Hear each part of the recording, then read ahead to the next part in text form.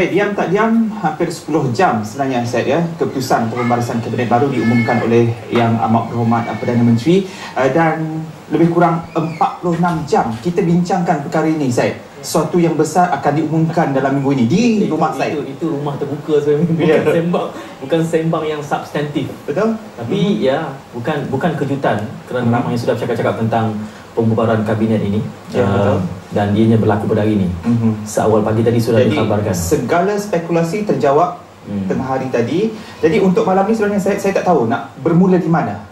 Ya, ada orang kata pada saya tadi, jangan fikir di mana kita nak bermula, kita lihat pada pengakhirannya. Saya tanya di mana pengakhirannya? Ada yang menyatakan pengakhiran itu nanti dalam PRU 14. Dan apapun, kalau malam ini kita melihat pada Twitter, banyak tweet-tweet yang ada mengucapkan tahniah, ada yang merasa duka cita, ada yang suka cita, ada yang meraih, dan ada yang menyanggah. Jadi itu yang berlangsung dalam media sosial pada malam ini. InsyaAllah dari semasa ke semasa, jika diizinkan, saya akan mengambil antara mereka yang meraih, antara mereka yang menyanggah dengan keputusan barisan kabinet yang diumumkan ini. Jadi inilah pada malam ini saya dapat tahu salah seorang daripada tetamu kita bersedia untuk bercakap lebih 2 jam untuk kedudukan barisan kabinet. Malam ni kita cuma ada 1 jam, dan suami sudah mengambil 3 minit daripada masa 3 minit. Saya dah ada 2 minit. Suami, saya suka soalan suami yang awal tadi tu, soal di mana pengakhirannya. Sebab bagi saya fundamental soalan itu bergantung kepada sisi mana ingin suami ulas ketika nanti. Tapi kita ada 2 panel yang kami bawakan pada malam ini. Di sebelah kiri saya Tan Sri Syarif Samad, pengurusi BNBBC, pastinya orang yang kritis pandangannya, dan pada malam ini kita bawakan sisi pandang itu untuk kita dengarkan berlatar belakangkan BNBBC. Tan Sri, Assalamualaikum. Waalaikumsalam. Terima kasih kerana bersama. Ini yang suami sebut boleh 2 jam tadi tu. Tapi Tan Sri, kita ada 55 minit je baki. Kita sambung kemudian. Ada bahagian suami, sudah ada petunjuk, kita ada bahagian. Dan kita juga ada pakar geostrategis UTM seperti biasa bersama Dr. Azmi Hassan. Assalamualaikum Dr. Waalaikumsalam Ustaz. Ya, jadi Dr, saya tanya pada Tan Sri tadi, melihat kepada barisan kabinet yang baru ini, dalam skala 10 markah penuh, Doktor bagi berapa? Sebelum tu Tan Sri bagi nak dibocorkan. Nak dibocorkan. Saya tak perlu kata berapa Tan Sri bagi, tapi yang saya boleh bagi Tan Sri adalah melebihi apa yang Tan Sri bagi. Kerana melihat komposisinya, ianya memberi kesan positif pada persepsi terhadap rakyat. Jadi justru suami kita kena tanya, Tan Sri bagi berapa daripada 10 markah penuh? Saya mengatakan bahawa ia rendah daripada apa yang Profesor bagi tadi. Dia tak menyatakan berapa yang saya angka yang saya bagikan. Kepada saya masih lagi berpandu kepada apa yang saya harap kepada kabinet itu. Dan tentunya awal ni saya nak bagi 6 dahulu. Kerana tentunya ada yang berbagai-bagai pandangan, ada reaksi dan sebagainya, dan perlunya ada penterjemahan kepada mengapa diadakan rombakan ni. Walaupun kita semua di masa hari rumah terbuka berbincang, ada kemungkinan akan ada rombakan. Saya pun berbincang dengan kawan-kawan, ada yang mengatakan akan ada rombakan. Saya pun setuju perlu ada rombakan. Kerana kepada saya yang saya lihat sebagai seorang ahli parlimen ialah kita ada 18 bulan sehingga pilihan raya yang akan datang. Dan dalam manifesto Barisan Nasional yang pada PRU yang ke-13 ada 156 aku janji yang telah tertera di dalam manifesto Barisan Nasional. Ini peringkat pertengahan. Sudah tentu tugas dan tanggungjawab kabinet, termasuk organisasi parti yang saya harap juga akan dirombakkan untuk menjadi seperti the war cabinet lah. War dari segi perang menghadapi pilihan raya yang akan datang, akan bersedia untuk melaksana berkuasa segala aku janji yang telah pun tertera di dalam manifesto Barisan Nasional. Dan dari kacamata Tan Sri, kabinet ini lebih baik daripada yang sebelumnya. Saya rasa yang mustahaknya ialah supaya semangat yang sama, yang kerana adanya kemunculan beberapa muka baru, umpamanya Saleh Sakhwa yang datangnya daripada Sabah, dan juga Azalina yang telah masuk balik, di mana mereka tentu tahu bahawa mereka masuk bukan untuk nak bersukaria dengan jawatan, malah kena membantu Perdana Menteri, membantu parti melaksanakan apa yang telah dijanjikan di dalam manifesto kita. Dr. Azmi melihat kepada apa yang Suhaimi bingkiskan di peringkat awal, sentimen ataupun persepsi di luar pelbagai. Kalau dalam pasaran saham dia kata bercampur-campur. Jadi sedangkan ini adalah satu rombakan yang sudah pun disebut-sebut sejak beberapa bulan, sudah diangkakan dan pengumumannya pada hari ini. Ada sedikit kejutan mungkin ataupun ada yang sudah diangkakan. Doktor sendiri bagaimana? Ya, sebelum kita kodara dari Tan Sri dan Syed dan Suhaimi, saya terima SMS mengatakan beliau begitu sedih dengan apa yang berlaku pukul 12.30 hari tadi. Dan beliau meminta saya supaya berlaku adil. Tapi setahu saya memang saya berlaku adil bila ke udara. Tetapi kita perlu melihat perkara ini dalam bentuk positif. Kerana untuk melakukan dikatakan kejutan rombakan kabinet, terutama sekali yang melibatkan timbalan Perdana Menteri Tan Sri, ia memerlukan kekuatan politik yang kuat. Ia sama dengan era Tun Dr. Mahathir, pernah berlaku demikian. Jadi saya membacanya dalam nada positif, bahawa Perdana Menteri tahu apa yang perlu dilakukan dan beliau tahu akan mendapat sokongan daripada Menteri Kabinet dan juga ahli-ahli UMNO dan juga Barisan Nasional. Sebab itu beliau melakukannya. Jadi saya melihat dari sudut positif. Kita tak perlu bersedih dalam hal ini. Kerana saya yakin apa yang dilakukan oleh Perdana Menteri itu beliau tahu perlu dilakukan dan terpaksa dilakukan. Ini bukan kali pertama, Tan Sri. Nombor dua sentiasa dianggap berada hot seat dan era Tun melihat sebarisan tiga timbalan Perdana Menteri yang Bagaimana kali ini berbeza? Apa bezanya insiden rombakan kali ini melibatkan nombor 2 berbanding dalam episod era Tun Mahathir? Semasa Tun Musa Hitam, ianya berkisar kepada soal kepercayaan Perdana Menteri terhadap timbalannya. Timbalan Perdana Menteri ini bukan satu jawatan yang disebut atau tertera di dalam perlembagaan. Yang ianya tugasnya semata-mata untuk membantu Perdana Menteri dan dalam keadaan musibah umpamanya mungkin menjadi pengganti, seperti mana Tun Razak mengganti Tengku Abdul Rahman, Tun Hussein On mengganti Tun Abdul Razak. Tetapi pada pokoknya ia bukan satu jawatan yang konstitusional ataupun mengikut perlembagaan. Dan memang peranannya ialah untuk membantu Perdana Menteri selain daripada menjalan tugasnya sebagai seorang menteri dengan portfolionya yang tersendiri. Dan dari dalam soal Tun Musa Hitam umpamanya ialah kerana hilangnya kepercayaan Tun Dr. Mahathir kepada Tun Musa Hitam, di mana disebutkan bukan cara di luar tetapi disebutkan di dalam mesyuarat parti, dan akhirnya Tun Musa kata kalau saya tidak mendapat kepercayaan daripada bos, tentu saya kena pergi, dan beliau meletakkan jawatan. Dari segi dalam keadaan Cik Ghaffar Baber, ia lebih memilukan kerana beliau dikalahkan ataupun tidak dipaksa tak bertanding langsung sebagai jawatan timbalan presiden. Maknanya juga tidak mendapat kepercayaan daripada presiden kerana adanya pengganti kepadanya, dan Tun Ghaffar pun melepaskan jawatan dan jawatan yang berkenaan. Yang ketiga ialah semasa Anwar Ibrahim.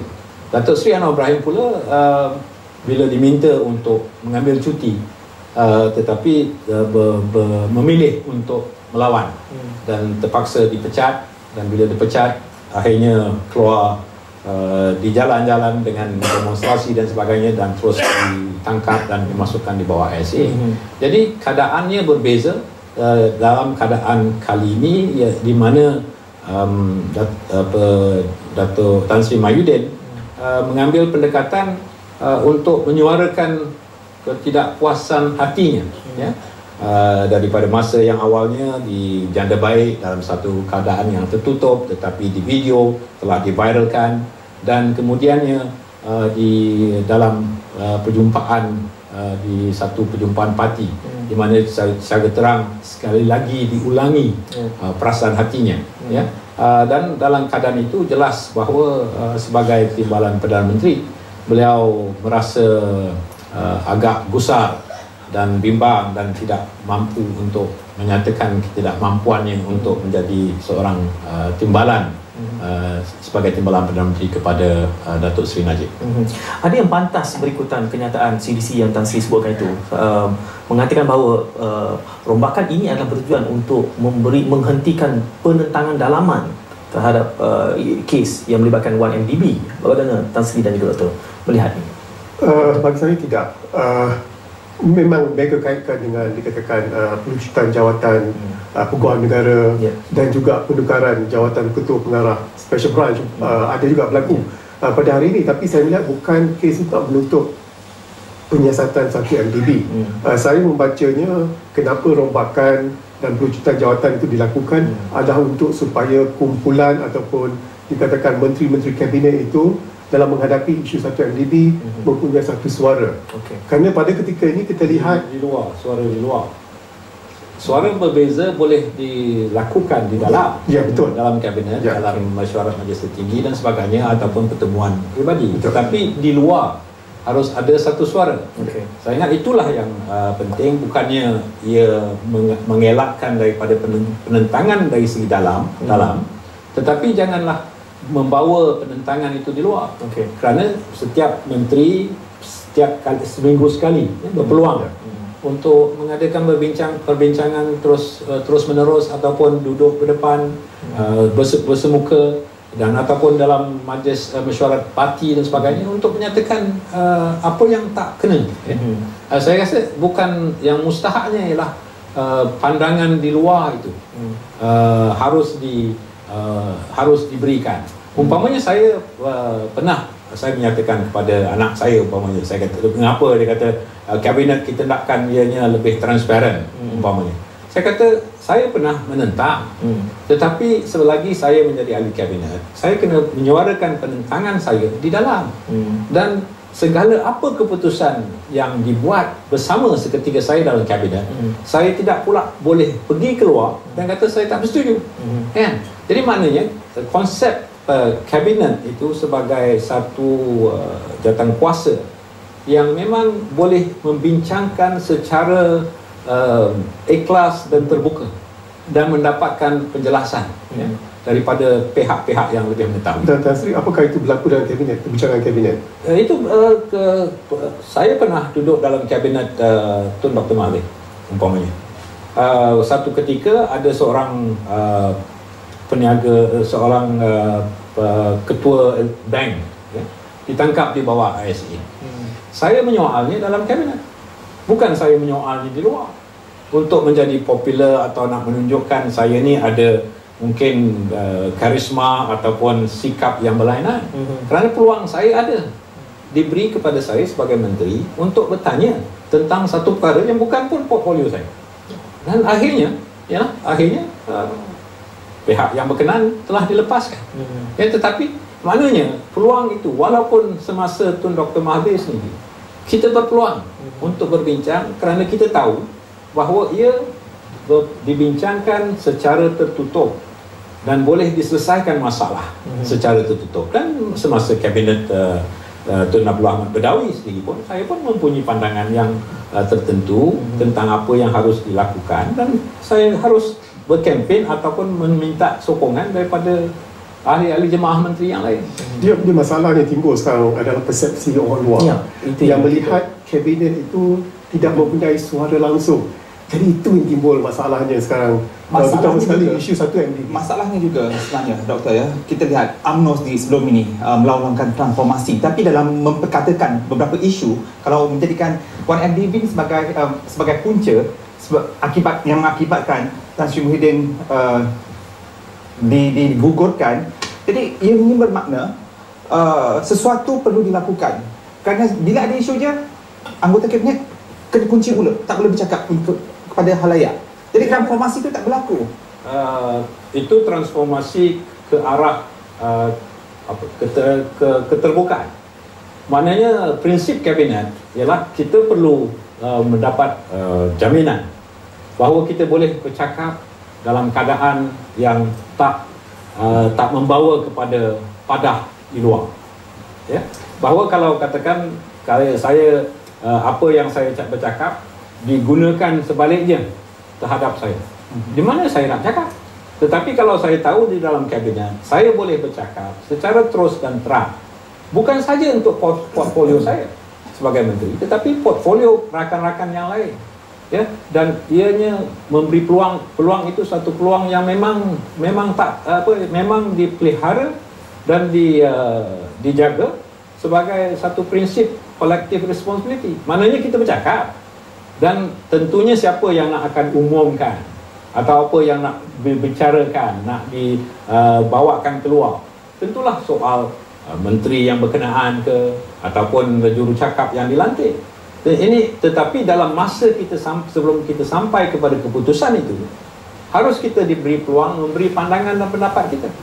Kalau tidak, kalau katakan semuanya harus terbuka, saya rasa susah juga untuk nak kita nak memberi pendapat yang secara terus terang dan secara tanpa beban umpamanya dari segi politik ataupun dari segi kesan-kesan yang lain.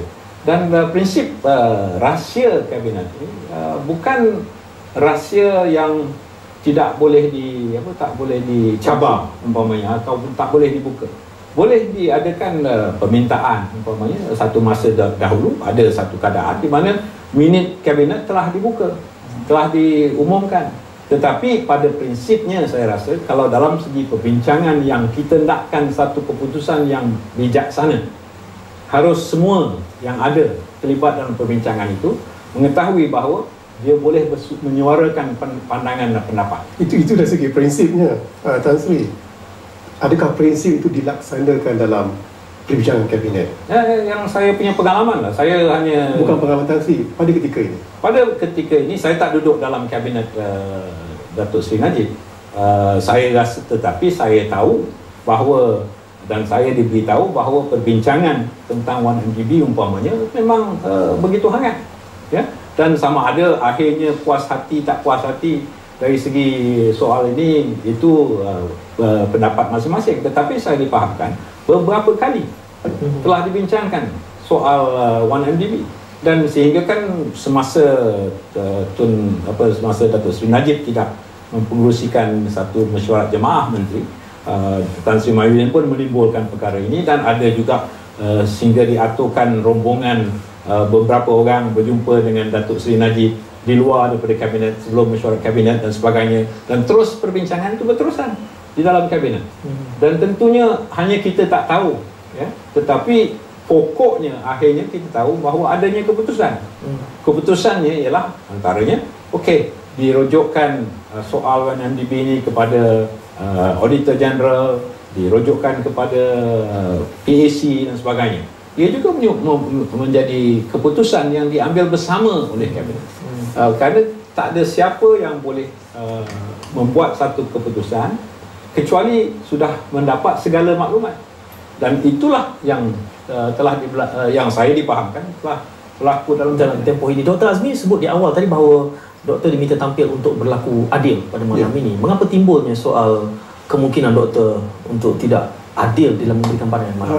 Saya pun tak faham dari mana persepsi itu timbul terhadap doktor sebagai seorang bukan ahli politik? Ya, mungkin mereka melihat ni saya terlampau, biru saya terlampau kuat. Tapi doktor pernah mengaku hijau satu ketika dalam saya hijau, tapi saya melihat dalam kes isu ini memang yang merasa duka cita, ada yang suka cita, Tan Sri. Tapi kita melihat dari segi positifnya. Sebab tu saya suka melihat dari segi positif untuk lebih berlaku adil. Kerana bagi saya satu kumpulan, jikalau orang nombor 1, nombor 2 tidak boleh bersetuju dalam satu perkara dan benda ni dibawa ke kes terbuka untuk orang awam, orang akan keliru, Tan Sri. Sebab masalahnya rakyat itu keliru sekarang. Cuma soalan yang saya tanyakan pada Tan Sri, saya majukan pada doktor. Ini bukan kali pertama nombor 2 digugurkan atau apa juga alasan. Tetapi kita lihat dalam insiden melibatkan Tun Musa, Tun Ghaffar, Datuk Seri Anwar, smooth sailing selepas itu. Kerana itu Tan Sri memberikan markat 6. Ada pergaduhan, perbalahan yang lebih besar, pertandingan yang lebih terbuka.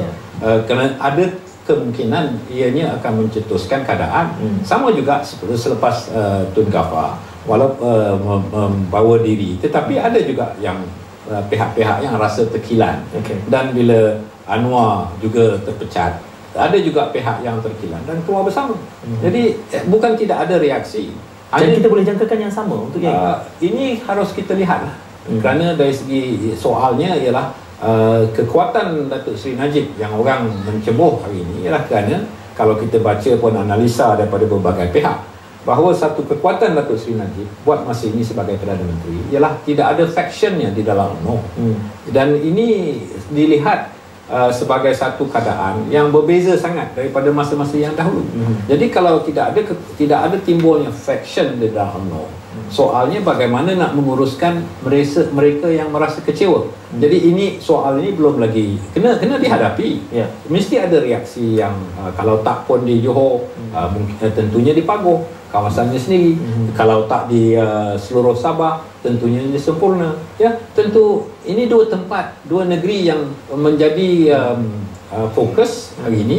Kesan kepada apa yang telah diputuskan oleh Datuk Seri Najib.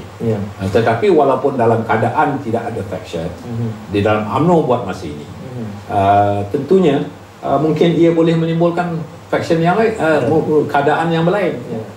Dr. Azmi, cakap-cakap tentang rombakan ini telah berlangsung agak lama, dan ada setengah telahan itu betul menjadi. Mungkin ada juga sebahagiannya kejutan. Kalau pada Dr. sendiri, apakah ada kejutan dalam barisan kabinet yang ini? Ya, pengguguran Tan Sri Muhyiddin itu memang itu satu kejutan, dianggapkan sebagai kejutan, walaupun telah dijangkakan. Kita tak akan terkejut jika kita mengambil satu faktor kenapa perlu berlaku rombakan kabinet, iaitu isu 1 MDB.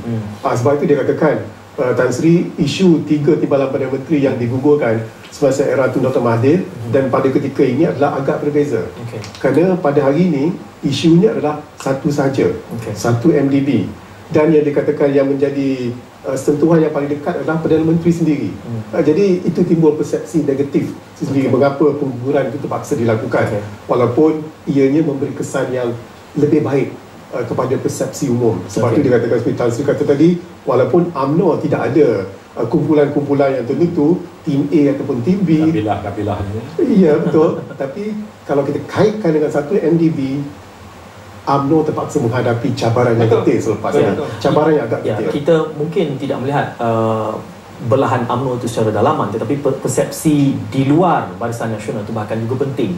Apakah mampu ditangani, apa perlu dilakukan pada ketika ini? Suami, kita akan berehat seketika, tapi dan kita akan berehat. Dan sebelum itu, dalam tempoh 5 jam yang lalu, Tan Sri Muhyiddin telah pun memuat naik statusnya, dan beliau antara lain menyatakan akan sentiasa setia kepada perjuangan UMNO, dan sebagai Timbalan Presiden UMNO, itu jawatan yang masih beliau pegang.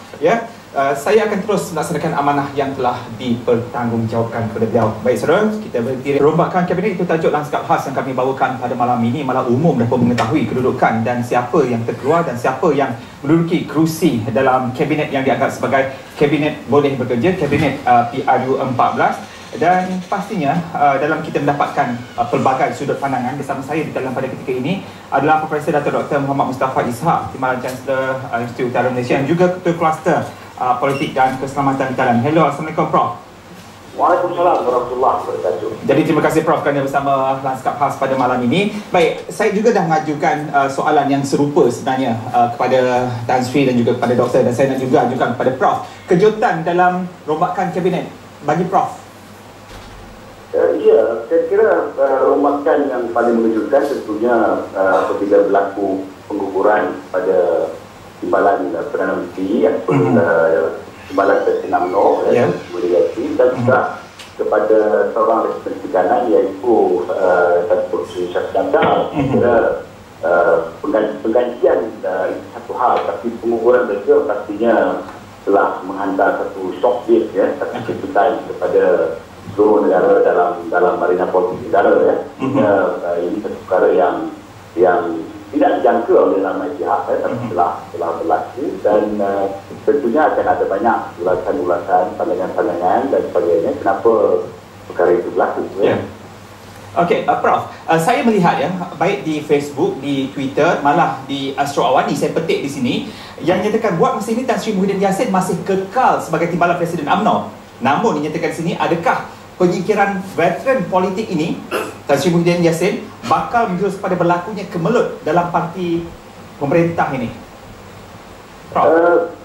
Saya melihat kedudukan Tan Sri Muhyiddin selaku Timbalan Presiden UMNO memang tidak berbeza, kerana kedudukan dalam parti dan kedudukan dalam kerajaan adalah dua perkara yang berbeza. Tetapi saya melihat barangkali akan timbul kesulitan kepada Tan Sri Muhyiddin untuk menjalankan tugas beliau sebagai Timbalan Presiden, kerana dalam parti beliau nombor 2, tapi dalam kerajaan ada orang lain nombor 2 ya. Kerana seringkali berlaku tugas parti dan kerajaan ini kadang-kadang berjalan susah ya.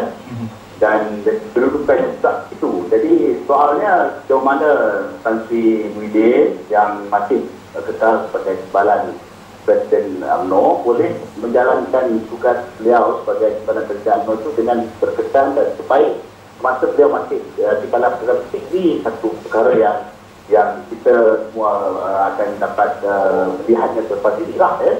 Tetapi saya percaya tentunya akan wujud kesukaran kepada beliau dan juga mungkin kesukaran kepada ahli-ahli parti, ketua-ketua UMNO di bahagian-bahagian di peringkat-peringkat yang lain untuk menghadapi dan juga melayani dan sebagainya kerana beliau baru digugurkan daripada jawatannya di peringkat kerajaan ya.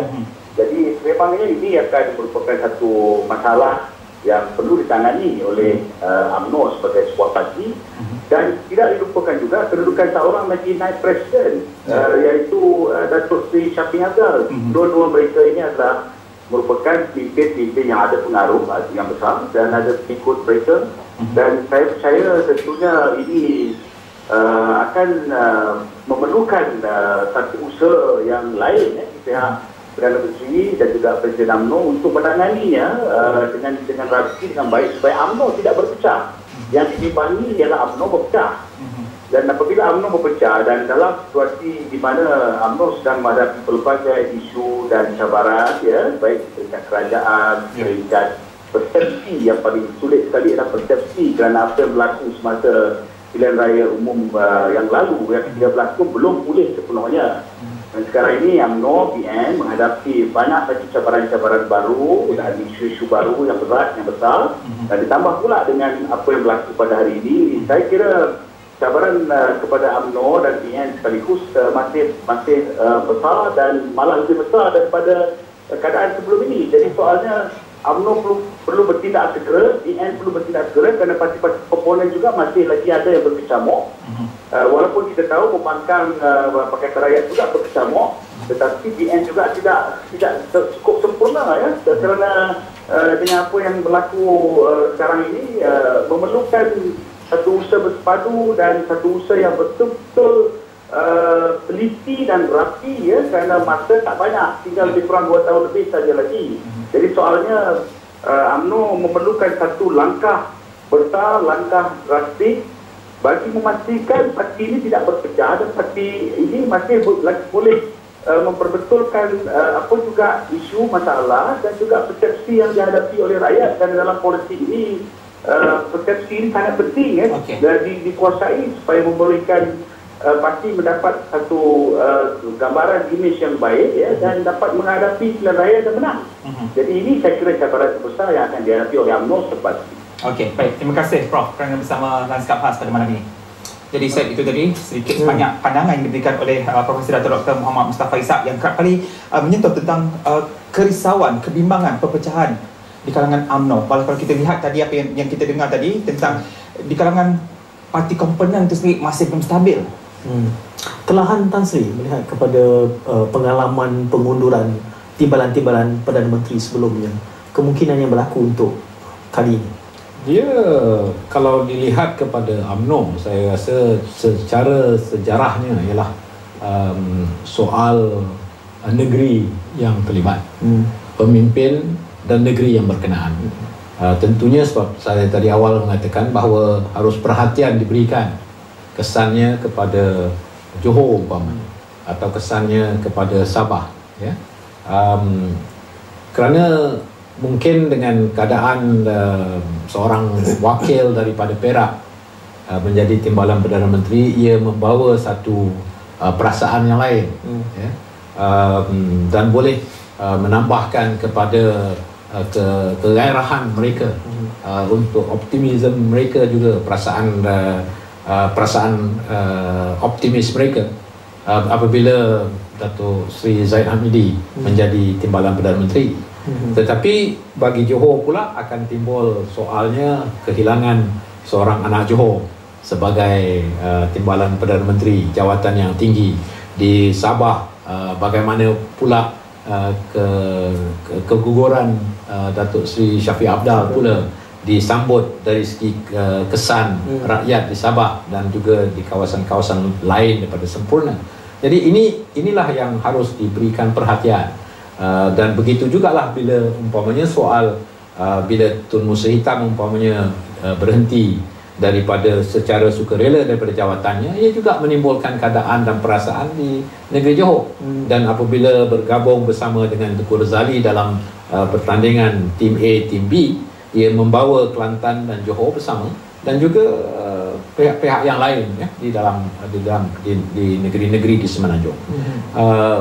Mungkin di dalam keadaan konteks Allahyarham Cik Ghaffar Baba, ia tak membawa keadaannya sendiri kerana beliau berhenti sebagai Timbalan Perdana Menteri dan diganti oleh seorang yang mendapat sokongan begitu meluas daripada, terutamanya daripada kalangan orang muda dalam UMNO dan sebagainya. Tetapi kesan daripada pemecatan Datuk Seri Anwar Ibrahim membawa kepada keadaan yang lebih kurang sama juga dengan tim A, tim B ya.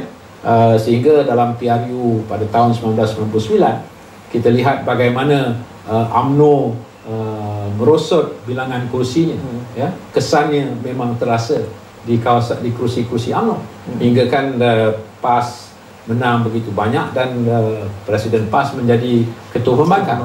Jadi ianya bergantung kepada masa-masa yang selepas ini.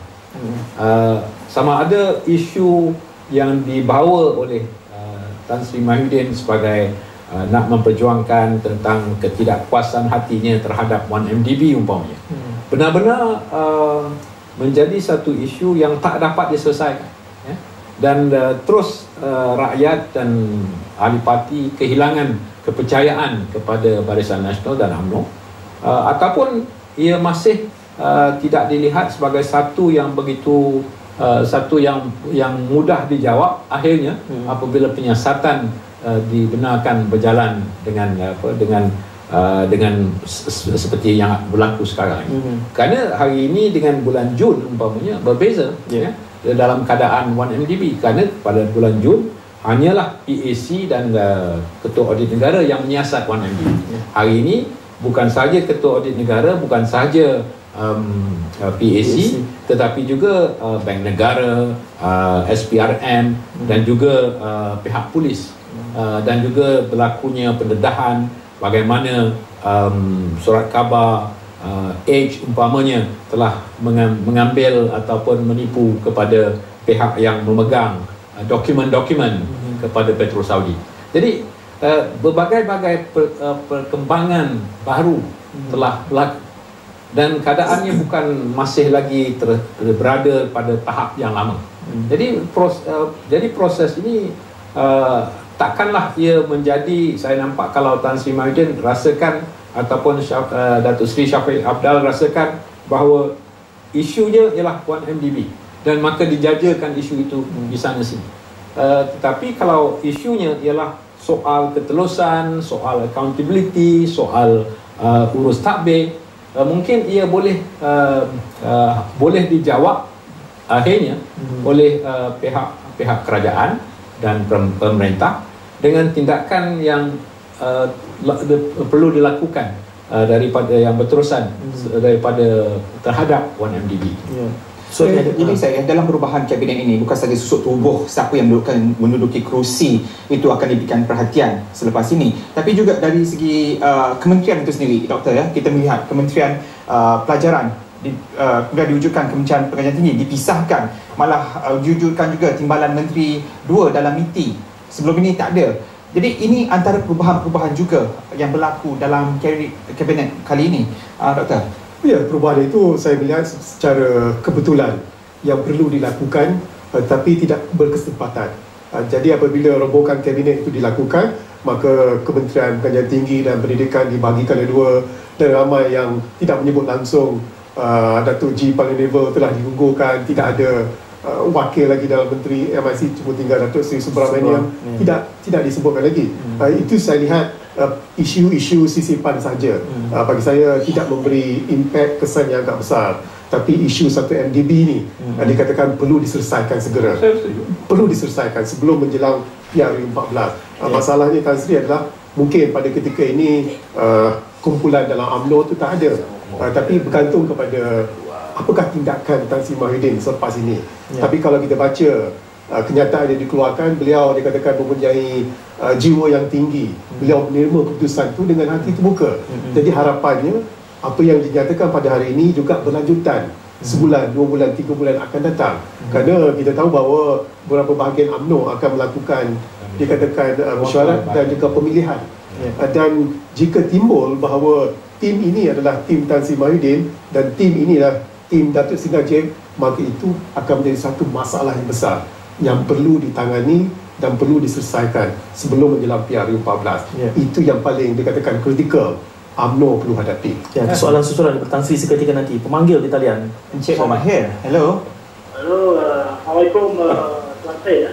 Suhaimi. Okey, saya dan juga Syed. Silakan pandangan. Okey, pertamanya saya ucapkan kepada Sri Syarif Ahmad dan juga Profesor Salmi. Untuk makluman, saya juga merupakan pemimpin pemuda UMNO bahagian. Okey. Jadi saya punya pandangan tentang Tan Sri Mahyudin yang di Encik Mahir, cuba jauh daripada televisyen. Okey.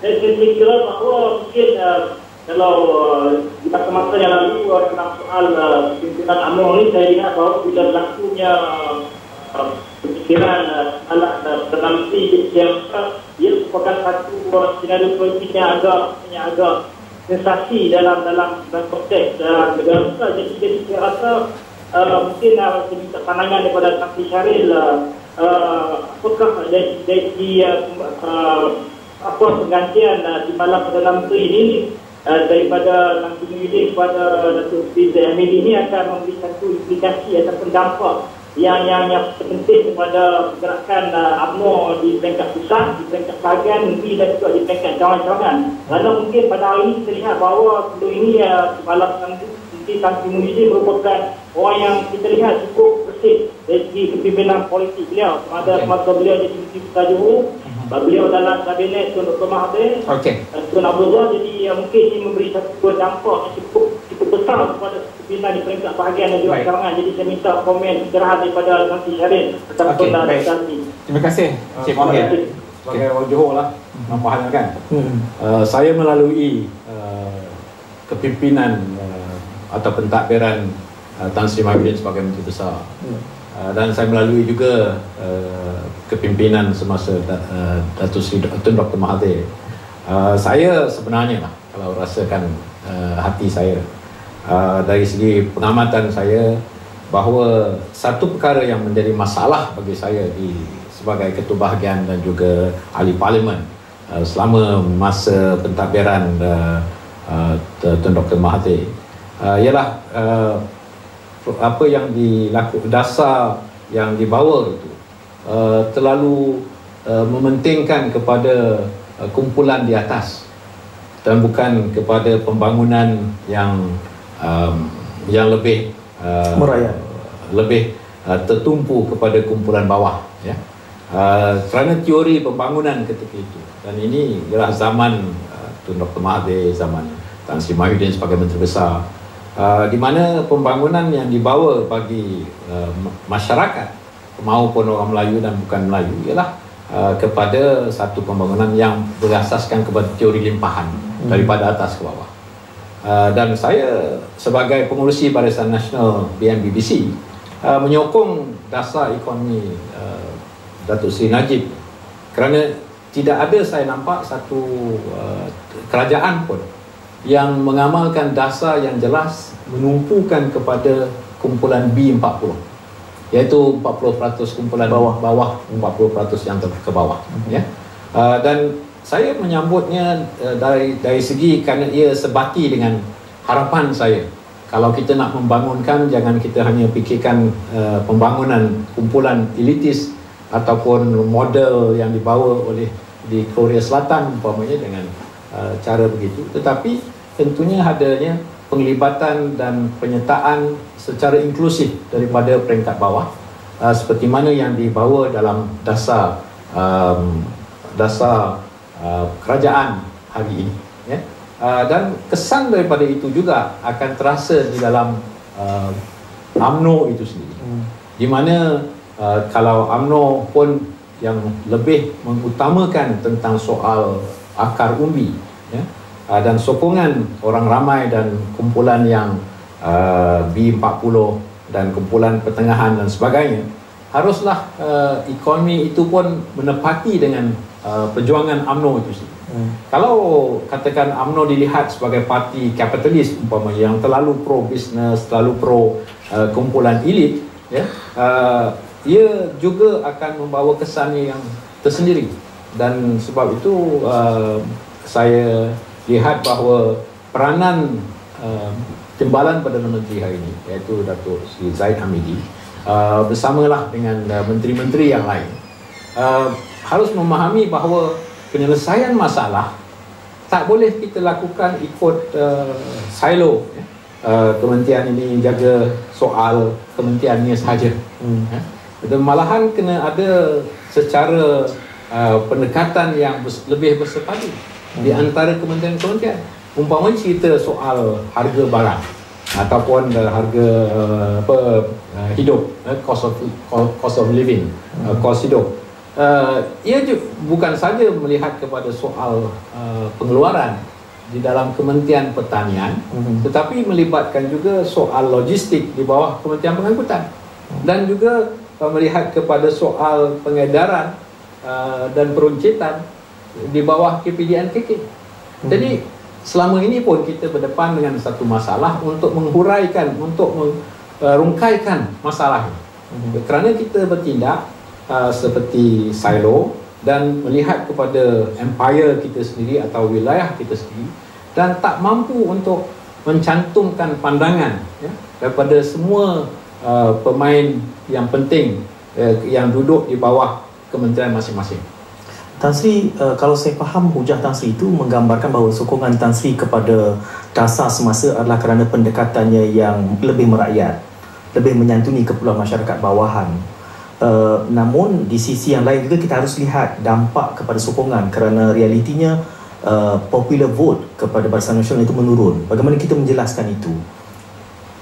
Popular vote ni menurun kerana masalah yang di mana kawasan-kawasan yang Barisan Nasional menang ialah kawasan-kawasan yang kecil, ya. Jadi walaupun kita menang dengan majoriti yang cukup untuk first past the post, ia tidak menambah kepada popular vote. Tetapi inilah masalah yang kita hadapi dalam sistem first past the post. Kerana kalau kita lihat kepada pilihan raya di United Kingdom, ya, kerajaan konservatif ditubuh atas undi popular sebanyak 39%. Tetapi kita tidak dengar adanya tertubuhnya badan seperti Bersih umpamanya yang minta supaya dikatakan bahawa kerajaan konservatif yang ada di UK tidak halal, tidak legitimate, ya. Kerana mereka memahami bahawa inilah keadaan yang dibolehkan daripada sistem first past the post. Dan walaupun katakan di Amerika Syarikat, walaupun sistem electoral colleges pun, ia pun boleh membawa kepada satu keadaan di mana presiden itu bukan menang popular vote, tetapi menang pula dari segi electoral college-nya, ya. Jadi apapun sistem, ianya akan membawa keadaan yang kelemahan-kelemahan itu yang tersendiri. Dan tetapi ia tidak bermakna bahawa ia tak menjadi satu pengajaran kepada Barisan Nasional, dan harus Barisan Nasional juga dan parti UMNO itu sendiri juga harus melalui rombakan ini juga, ya. Kalau kita kata kita hanya kerajaan yang nak dirombak, ramai kawan-kawan saya di dalam UMNO dan Barisan Nasional merasakan mestilah ada juga rombakan dalam parti kalau kita nak betul-betul nak menghadapi pilihan raya yang akan datang ini dengan secara yang serius. Soalan yang saya gantung sebelum kita berehat tadi berkait dengan persepsi, kerana kita banyak menumpu soal persepsi dalaman anggota UMNO, tetapi persepsi yang juga harus ditangani adalah mereka yang berada di luar lingkungan Barisan Nasional itu, dan itu yang menjadi cabaran besarnya dengan beberapa telahan serta persepsi-persepsi yang sedia ada yang seolah-olah dengan rombakan ini mengabsahkan persepsi yang sebelum ini dikatakan bahawa fitnah tidak benar, tepat, tuduhan melulu, tapi kelihatannya jigsaw puzzle ya, menggambarkan bahawa ke situ konklusi yang harus dibawakan. Tapi soal ini kita ada pemanggil katanya. Kita akan tanya pemanggil dahulu. Halo.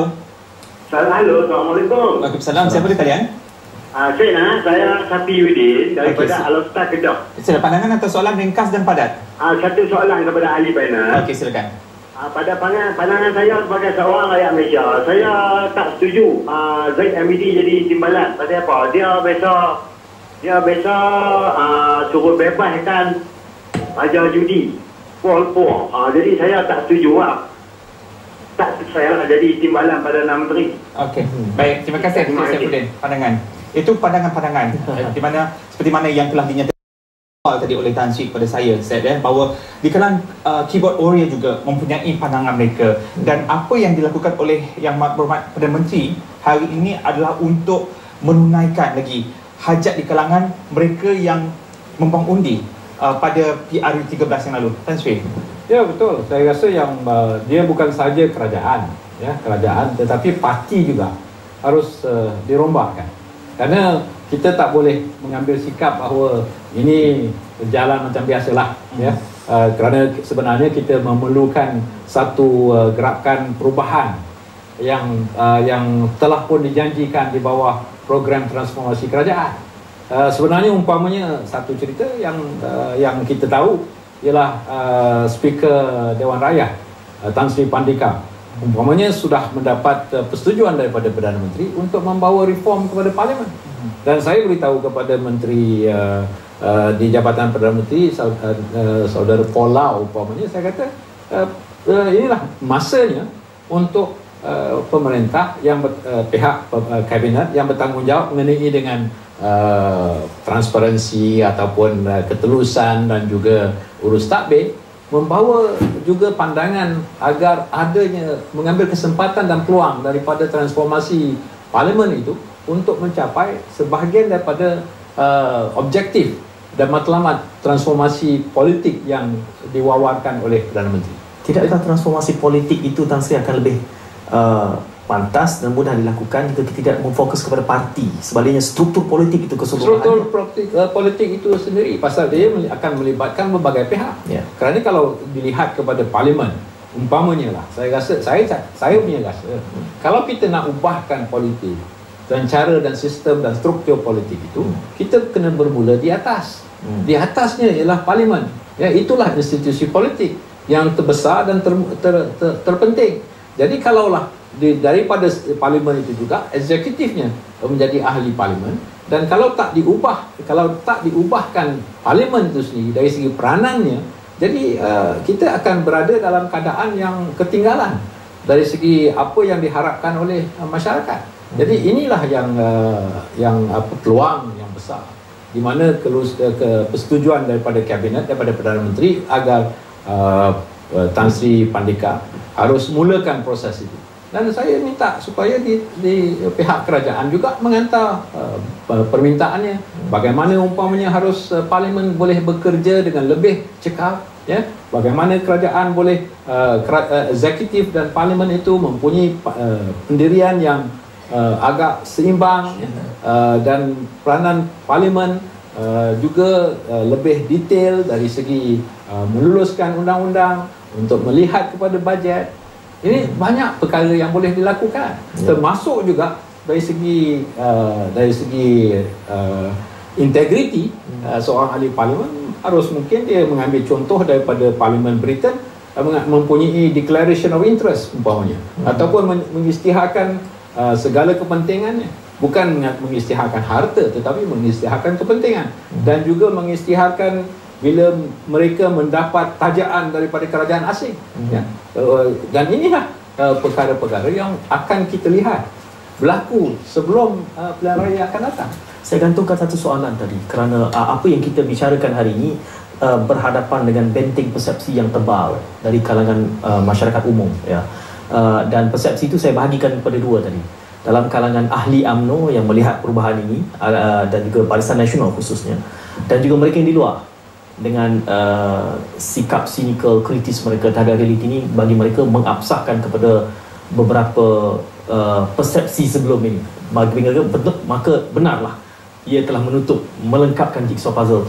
Bagaimana harus ia ditangani dengan kabinet yang baru ni, Doktor?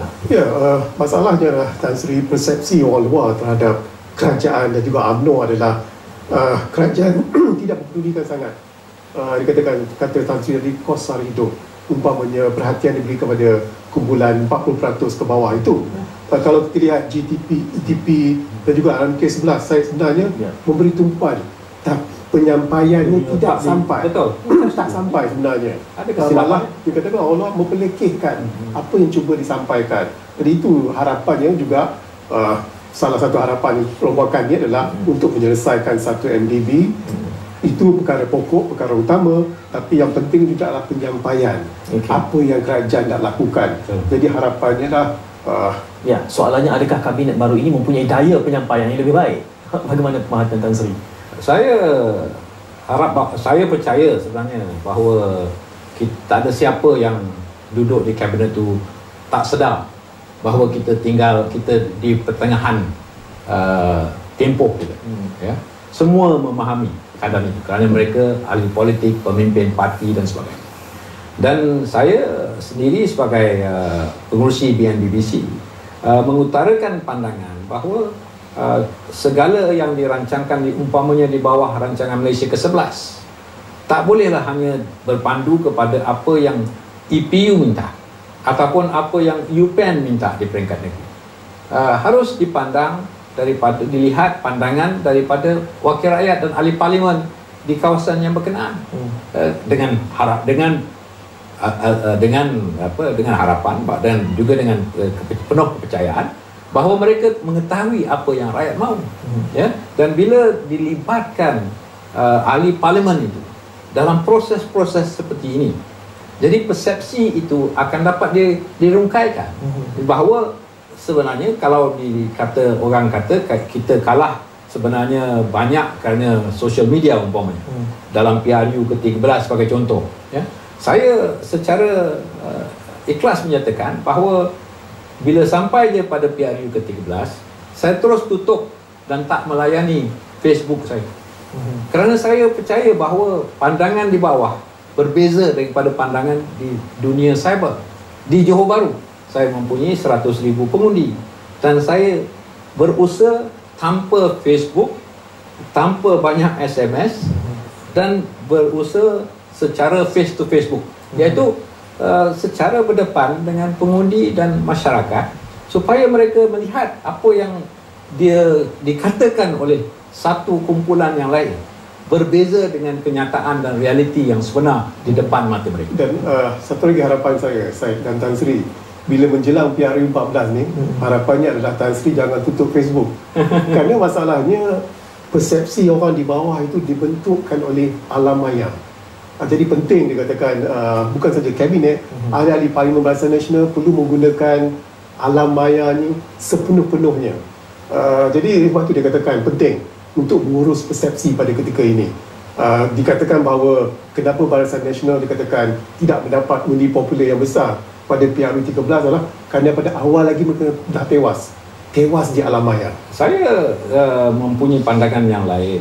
Kerana ketewasan itu, kalau saya lihat kepada Johor Bahru lah, ya, undi core itu adalah undi yang memang bersama dengan saya pun bertambah, tak lari. Ataukah pengundi Johor Bahru ni melihat kepada ketokohan? Tidak, saya bukan kepada individu calonnya. Mereka lebih savvy dari segi politik. Tak, mereka lebih berani. Mereka berani berdepan dengan perubahan. Mereka berani berdepan dengan isu yang dibawa kepada mereka. Ya, pasal saya dah uji orang Johor Bahru. Yang katakan, okey, kali ini saya bertanding secara bebas. Ini sebabnya, ikut saya. Ya, walaupun Johor Bahru itu rasakan sebagai tempat lahirnya UMNO. Ya. Tapi ada kemungkinan strategi itu tidak berhasil jika bukan di Johor Bahru. Saya percaya ia boleh membawa hasil, boleh membawa kemenangan kalau pendekatan itu ikut cara yang saya bawa di Johor. Ia bukanlah maknanya saya bercakap secara angkuh, ya, saya minta maaf. Tetapi saya yakin bahawa manusia ni, dia nak tengok yang nyata. Dan kalau dia tengok yang depan dia tu nyata begitu, dia takkan percaya yang orang lain cakap. Okey. Dan sebenarnya di penghujung ini, memandangkan Tan Sri bersedia untuk episod yang kedua nanti, saya mendapat satu soalan daripada mesej yang diberikan kepada saya. Adakah Tan Sri Muhyiddin Yassin bakal melakar sejarah UMNO apabila dipecat dari parti? Mungkinkah itu berlaku? Adakah ia boleh berlaku atau mustahil dengan memberi muka kepada Tan Sri Muhyiddin Yassin memandangkan beliau antara penyumbang pada perjuangan parti? Kita tinggalkan persoalan itu untuk episod kedua pada Tan Sri. Soalan ini macam tahu-tahu ada episod berikutnya. Saya pun tak tahu.